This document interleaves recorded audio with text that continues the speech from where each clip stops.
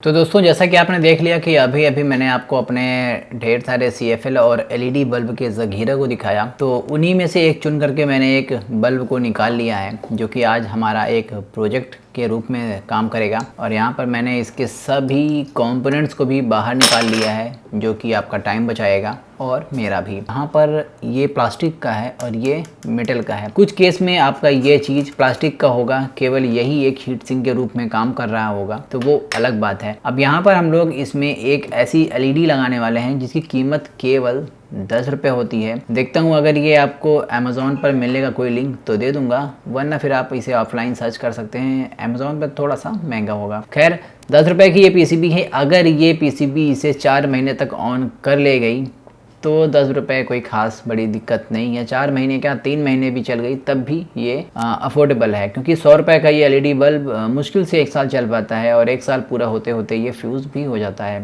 तो ये रहे सारे इसके कैलकुलेशन। अब यहाँ पर देख लेते हैं कि मुझे क्या क्या चीज़ें करनी होंगी। तो सबसे पहले हमें चाहिए होगा ये बल्ब पर लगाने के लिए कुछ होल्स। तो यहाँ पर मैं 2 होल्स करने वाला हूँ और इसे इसके ऊपर डायरेक्ट ऐसे ही माउंट नहीं कर सकते। तो इसके लिए यहाँ पर एक थर्मल कंपाउंड आता है जो कि 10 से 20 रुपए का होता है। ये भी अमेज़ॉन पे मिलता है, लेकिन थोड़ा सा महंगा। तो इसका भी लिंक मिल जाएगा आपको। तो इसे भी अगर आप इसके नीचे लगाते हैं तब जा कर के वो जो हीट है वो अच्छी तरीके से ट्रांसफ़र हो पाएगा इस हीट सिंक पर, और इस हीट सिंक के बाद इस वाली हीट सिंक पर, जो कि यहाँ पर है। यहाँ पर एक तार कनेक्टेड है जो कि 220 AC में कनेक्ट होता है कनेक्टर। अब यहाँ पर थोड़ा सा एक और मॉडिफिकेशन करना है मुझे कि इस पे जो ये प्लास्टिक आप देख रहे हैं, इस प्लास्टिक को भी मुझे थोड़ा सा कट करना होगा, ताकि जो ये एल्युमिनियम का हीट सिंक है वो एयर के कांटेक्ट में रहे, डायरेक्ट एयर के कांटेक्ट में रहे, ताकि जो हीट है वो आसानी से बाहर निकल सके।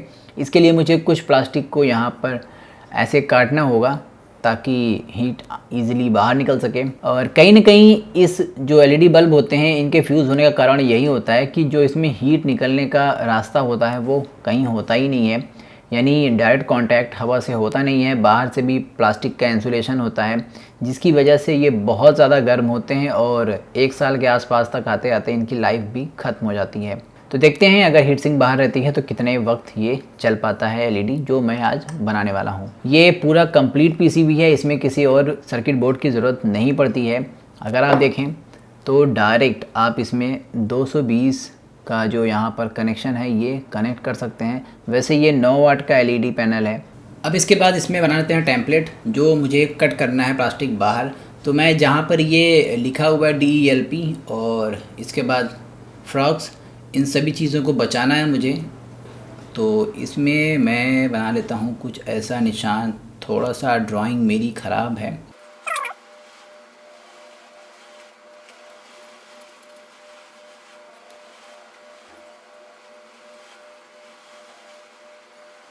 तो इस हिस्से को मैं यहाँ से कट करूँगा तो एक बहुत बड़ा जो एरिया है हीट सिंक का वो बाहर हो जाएगा, और इस एरिया को भी मैं कट करूँगा। तो अब ये केवल इस प्लास्टिक के बल्ब पर ही टिका रहेगा ये बल्ब, और होल्ड भी रह सकता है, इतना मजबूत ये प्लास्टिक है। तो यहाँ पर दोस्तों इसे काटने के दौरान मुझे मालूम पड़ा कि ये जो इसका हीट सिंक है ये भी बाहर निकलता है, लेकिन थोड़ा सा फंसा हुआ होता है, तो ये काटने के दौरान निकल गया। यहाँ पर इस पीस को मैंने कट कर लिया है, जिसमें मैंने इस ब्लेड का सहारा लिया है। इस हिस्से को काटने के लिए ब्लेड का सहारा, और इस वाले जो कर्व वाला एरिया है इसे काटने के लिए मैंने सोल्डरिंग आयरन का सहारा लिया हुआ है। तो इस तरफ मैंने इस हिस्से को और इस हिस्से को कट कर लिया है। आइए फिर सोल्डरिंग की मदद से बाकी के पार्ट को कट कर लेते हैं।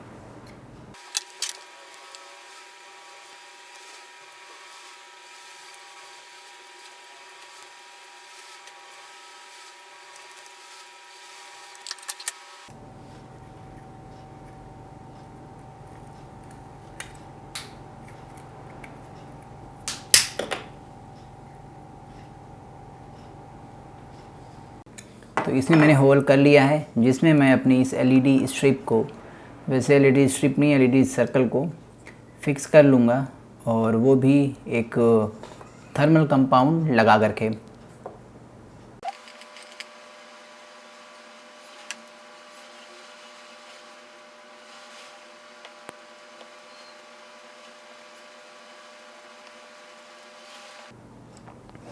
तो आप लोगों को लग रहा होगा कि यार मैंने इसे स्प्रेड नहीं किया, मैंने इसे ऐसे क्यों लगाया हुआ है। तो उसकी वजह है कि जहाँ जहाँ पर एलईडी है वहाँ पर हीट ज़्यादा होगी, तो उसी के लिए मैंने इसे जस्ट एलईडी के नीचे लगाया हुआ है। और बीच वाला हिस्सा अच्छी तरीके से कनेक्ट हो रहा था हमारे इस हीट सिंक पर, और बाहर वाला जो हिस्सा है वो ठीक से कनेक्ट नहीं हो रहा था, हल्का सा उठा हुआ था। तो इसकी वजह से मैंने वहाँ पर जो पेस्ट है उसे थोड़ा सा ओवर लगाया है। आइए फिर अब इसे यहाँ पर चिपका लेते हैं, यानी कि प्लेस कर लेते हैं।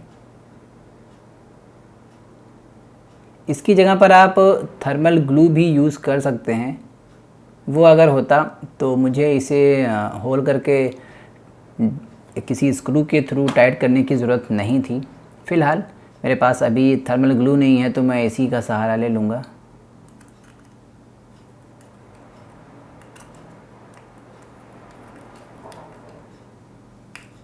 इसके बाद दोस्तों यहाँ पर मुझे इस वायर में अपने इस एलईडी स्ट्रिप को यानी एलईडी सर्कल को कनेक्ट कर लेना होगा।